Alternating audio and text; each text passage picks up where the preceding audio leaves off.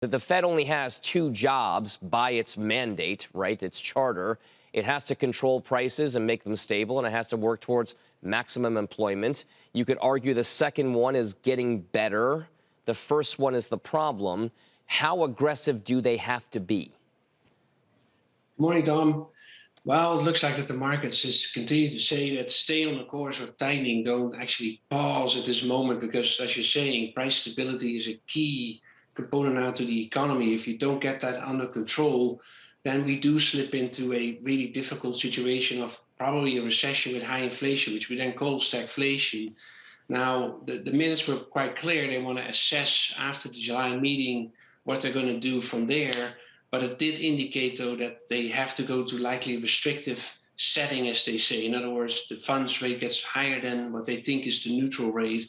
And that, I think, appeased the markets yesterday into today.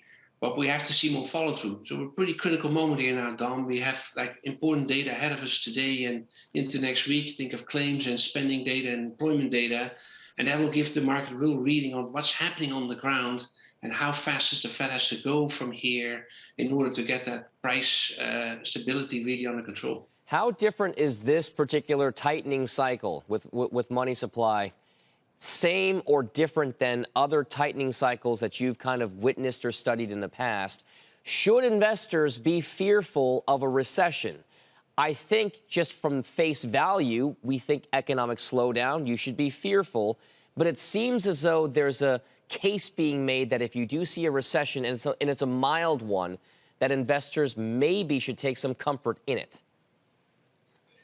Interesting proposition, because indeed that's different from previous tightening cycles. That recession is viewed as it's sort of a let's say antidote to inflation, just enough so that as inflation then does come off, the recession is so mild that we actually don't even know that we were in one, right? And so I think what markets are trying to say is that we have to tighten faster, quicker than we've used to in the past. The previous two cycles were like very measured pace, so that's very different this time.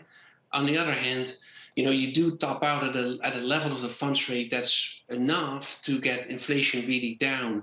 And this is where we're still struggling a bit, I think, because like you say, you do risk that you end up in a recession by keeping policy too tight.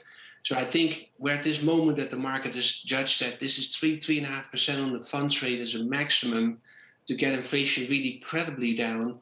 And that may hopefully lead to just a mild recession. The equity markets, however, have reacted pretty negatively as of late. So there's just simply a lot of uncertainty about that scenario, the mild recession. Ben, before we let you go, you mentioned that kind of upper range that you think could really put the brakes on inflation.